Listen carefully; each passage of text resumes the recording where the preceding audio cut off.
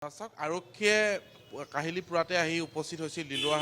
হুছেইনৰ যিটো হাউচিঙৰ বাসগৃহ সেই বাসগৃহটোত উপস্থিত হৈছেহি DCP আৰু DCP গৰাকীৰ নেতৃত্বত তেওঁ অভিযান চলাই ইতিমধ্যে তেওঁলোকে ৰাওনা হৈছে পুনৰ পাণবজাৰ থানালৈ আৰু আৰক্ষীৰ এটা বৃহৎ দল ইয়ালৈ প্ৰৱেশ কৰিছিল আৰু আৰক্ষীয়ে এটা বৃহৎ দল প্ৰৱেশ কৰি আৰক্ষীয়ে এই বিষয়খিনি চাই আছে যে দিলৱাৰ হুছেইন মজুমদাৰ এগৰাকী সাংবাদিক আছিল ইয়াৰ উপৰিও দিলৱাৰ হুছেইনৰ ব্যৱসায় কেইবাটাও আছিল গতিকে সেই ব্যৱসায়সমূহত তেওঁ কৰ পৰিশোধ কৰিছিল নাই তেওঁ সেই ব্যৱসায়সমূহৰ আয়ৰ উৎস কি এই বিষয়খিনি আৰক্ষীয়ে চাইছে আৰু এই কথা আমাক আৰক্ষীয়ে অনানুষ্ঠানিকভাৱে জনাইছে কিন্তু এটা কথা ক'ব লাগিব যে এই দিলৱাৰ হুছেইনৰ বিৰুদ্ধে যিখিনি অভিযোগ আহিছে এই অভিযোগবোৰ আৰক্ষীয়ে আদালতৰ মজিয়াত প্ৰমাণ কৰিব পাৰিব নোৱাৰে আদালতৰ মজিয়াত তথ্যসমূহ পুংখানুপুংখভাৱে দাখিল কৰিব পাৰিবনে নোৱাৰে এইখিনি আটাইতকৈ গুৰুত্বপূৰ্ণ যেহেতু প্ৰথমটো গোচৰ ইতিমধ্যে আমি উল্লেখ কৰিছোঁ 110/25 সেই গোচৰটোত দিলৱাৰ হুছেইন মজুমদাৰৰ বিৰুদ্ধে যিবোৰ অভিযোগ আছিল সেই অভিযোগবোৰ নস্যাৎ কৰি মুখ থেকেচা খাইছিল আৰক্ষীয়ে আৰু জামিন মঞ্জুৰ কৰিছিল কিন্তু পৰৱৰ্তী যিটো গোচৰ কালি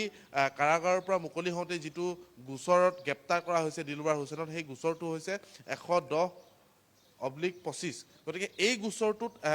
আৰক্ষীয়ে আজি আদালতত হাজিৰ কৰাব আদালতত হাজিৰ কৰি দিলৱাৰ হুছেইন মজুমদাৰৰ যি অধিবক্তা আছে অধিবক্তায়ো সাজু হৈ আছে বেল পিটিশ্যনৰ বাবে তেওঁ ইতিমধ্যে সাজু হৈ আছে কিন্তু কেইবাটাও ধাৰা তাত সন্নিৱিষ্ট কৰা হৈছে ডকাইতিৰ ধাৰা আছে সেই ডকাইতিৰ ধাৰাটোত কোৱা হৈছে যে দিলৱাৰ হুছেইনে সেই যিসমূহ নথিপত্ৰসমূহ লৈ পলায়ন কৰাৰ চেষ্টা চলাইছিল কিন্তু চেষ্টা চলাইছিল সেই বিষয়খিনি আৰক্ষীয়ে আদালতৰ মজিয়াত কেনেকৈ উত্থাপন কৰিব পাৰে সেয়াহে লক্ষণীয় হ'ব দিলৱাৰ হুছেইন মজুমদাৰৰ অধিবক্তাই বেল পিটিশ্যনৰ বাবে ইতিমধ্যে সাজু হৈ আছে আমি জনাইছোঁ আন এটা বিষয় ক'ব বিচাৰিছোঁ যে দুইটা গোচৰ 25 তাৰিখৰ দিনটোতে পঞ্জীয়ন কৰা হৈছিল আৰু দুইটা গোচৰ পঞ্জীয়নৰ সময় আছিল 12:30 আৰু 12:30ত এই দুইটা গোচৰ পঞ্জীয়ন কৰা হৈছিল কিন্তু এটা কথা আটাইতকৈ ৰহস্যজনক যে পাণবজাৰ আৰক্ষীয়ে দ্বিতীয়টো যিটো গোচৰ আছে সেই গোচৰটোত কিছুমান ধাৰা সন্নিৱিষ্ট কৰিছে নতুনকৈ সন্নিৱিষ্ট কৰিছে যিটো পূৰ্বতে কৰা নাছিল আৰু যিটোত জামিনযোগ্য ধাৰা আছিল কিন্তু এতিয়া সেই গোচৰটোত 309(4) এটা ধাৰা সন্নিৱিষ্ট কৰা আছে যিটো ডকাইতিৰ আৰু সেই ধাৰাটোতে ইতিমধ্যে দিলৱাৰ হুছেইনে আচলতে গ্ৰেপ্তাৰ হৈছে গতিকে এই বিষয়টোত আটাইতকৈ গুৰুত্বপূৰ্ণ যে দিলৱাৰ হুছেইনৰ আজি কি হ'ব আজি আদালতত হাজিৰ কৰোৱা হ'ব আদালতৰ মজিয়াত আৰু দিলৱাৰ হুছেইনে জামিন লাভ কৰে নকৰে এইখিনি অতিকৈ গুৰুত্বপূৰ্ণ আৰু এটা কথা কৈ থ'ব বিচাৰিছোঁ যিহেতু বাসগৃহত আহি উপস্থিত হৈছে পৰিয়ালৰ লোকসকল আছে দিলৱাৰ হুছেইনৰ কেইবাখনো বাহন থকা বুলি জানিব পৰা গৈছে ব্যৱসায়ৰ লগত জড়িত ডাম্পাৰ আছে গতিকে সেই ডাম্পাৰসমূহ কেনেকৈ আহিল ক'ৰ উৎস এই বিষয়খিনি আৰক্ষীয়ে চাব কিন্তু যিদৰে গোটেই ঘটনাটো মুখ্যমন্ত্ৰীয়ে ক'ব বিচাৰিছে যে দুই পক্ষৰ বিৰুদ্ধে দুই পক্ষৰ লগত আলোচনা বহিব লাগে গুৱাহাটী প্ৰেছ ক্লাব আৰু যি এপেক্স বেংক কৰ্তৃপক্ষ তেওঁলোকে মীমাংসা কৰিব লাগে এই বিষয়খিনিৰ কথা কৈছে দুই পক্ষত চোৱা হ'ব কিন্তু এটা কথা কৈ থ'ব বিচাৰিছোঁ দিলৱাৰ হুছেইন মজুমদাৰে যিটো গোচৰ দিছিল সেই গোচৰটোৰ কি হ'ল অভিযোগ প্ৰতি অভিযোগ দুই পক্ষৰ বিৰুদ্ধে আছে এপেক্স বেংকৰ বিৰুদ্ধেও আছে দিলৱাৰ হুছেইন মজুমদাৰৰ বিৰুদ্ধেও আছে যদি আৰক্ষীয়ে তদন্ত কৰিব লাগে তেন্তে দিলৱাৰ হুছেইনৰ কথা কিন্তু গুৰুত্ব সহকাৰে ল'ব লাগে তেওঁ যিখন এজাহাৰ দিছিল ডম্বৰু শইকীয়াৰ বিৰুদ্ধে সেই ডম্বৰু শইকীয়াৰ বিৰুদ্ধে দিয়া এজাহাৰখন কিয় পঞ্জীয়ন নকৰিলে পাণবজাৰ আৰক্ষীয়ে দিলৱাৰ হুছেইন মজুমদাৰ এটা ভিডিঅ' ইতিমধ্যে মুকলি কৰিছে যে যিজন MD আছিল পৰিচালন সঞ্চালক ডম্বৰু শইকীয়াই নিজেই দিলৱাৰ হুছেইনক নিজৰ কেবিনলৈ মাতি লৈ গৈছিল তাৰ পাছত এই অভিযোগবোৰ আহিছে গতিকে এই বিষয়খিনি গুৰুত্বপূৰ্ণ হ'ব যে আৰক্ষীয়ে কিয় ৰহস্যজনকভাৱে এই গোচৰটোত পঞ্জীয়ন নকৰিলে দিলৱাৰ হুছেইনৰ যি ক্ৰছ FIR দিলৱাৰ হুছেইনে দিছে তেওঁ কালি দাবী উত্থাপন কৰিছিল যে আমি ক্ৰছ FIR দিছোঁ কিন্তু আৰক্ষীয়ে কোনো ধৰণৰ সেই গোচৰটোত তদন্ত কৰিব বিচৰা নাই গতিকে আৰক্ষীয়ে কেনেধৰণে আদালতৰ মজিয়াত সেই তথ্য প্ৰমাণসমূহ দিব পাৰে সেয়া গুৰুত্বপূৰ্ণ হ'ব পাৰ্থ সকলেন আপুনি ইতিমধ্যে জনাইছে আৰক্ষীয়ে কিছু কথা আপোনাক অনানুষ্ঠানিকভাৱে জনাইছে কেমেৰাৰ সন্মুখত নজনালেও গুৰুত্বপূৰ্ণ প্ৰসংগ মুখ্যমন্ত্ৰীয়ে প্ৰেছ মিটত কালিৰ দিনটোত কৈছিল যে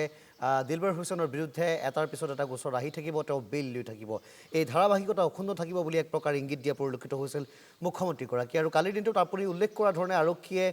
এটা গোচৰ এক প্ৰকাৰ লুকুৱাই থোৱাৰ দৰে থৈছিল তাত নতুন নতুন ধাৰা সন্নিৱিষ্ট কৰিছিল আৰক্ষীয়ে অনানুষ্ঠানিকভাৱে আপোনাক এই কথা জনাইছে নেকি কেনেবাকৈ সকল্যাণ যে আৰু কিমান ধাৰা আৰু কিমান গোচৰ দিলবাৰ হুছেইনৰ ওপৰত জাপি দিয়াৰ সম্ভাৱনা আছে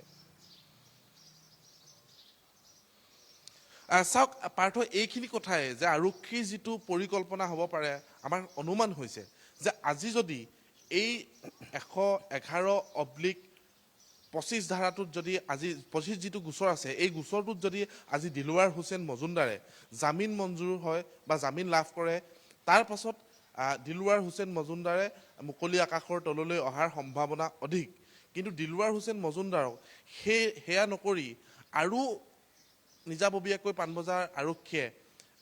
এজাহাৰ ল'ব পাৰে নেকি নিজাববীয়া গোচৰ ৰুজু কৰিব পাৰে নেকি এই বিষয়খিনি আমি আৰু অতিকৈ গুৰুত্বপূৰ্ণ কিয়নো দিলৱাৰ হুছেইনে আজি যদি জামিন মঞ্জুৰ হয় তেতিয়াহ'লে দিলৱাৰ হুছেইনৰ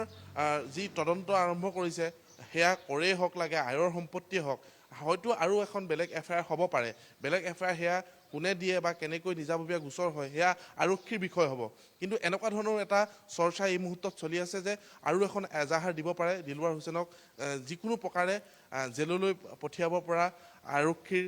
সেয়া পৰিকল্পনা হ'ব পাৰে সেয়া গৃহ বিভাগৰ পৰিকল্পনা হ'ব পাৰে এইখিনি অনুমান কৰা হৈছে যে দিলৱাৰ হুছেইন মজুমদাৰৰ বিৰুদ্ধে এতিয়া ক'ত কেনেকৈ তেওঁ আহিছিল তেওঁ বাসগৃহৰ 3মহলীয়া বাসগৃহ সেই বাসগৃহত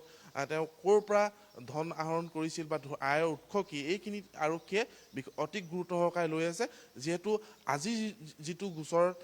আজি শুনানি হ'ব বা আজি আদালতৰ মজিয়াত উত্থাপন কৰা হ'ব এই বিষয়সমূহ দিলৱাৰ হুছেইন মজুমদাৰৰ অধিবক্তায়ো জামিন আবেদন কৰিব জামিনৰ বাবে গতিকে জামিন যদি লাভ কৰে দিলৱাৰ হুছেইন মজুমদাৰ আৰু আন হয়তো নিজাববীয়া গোচৰ পাণবজাৰ আৰক্ষীয়ে ল'ব পাৰে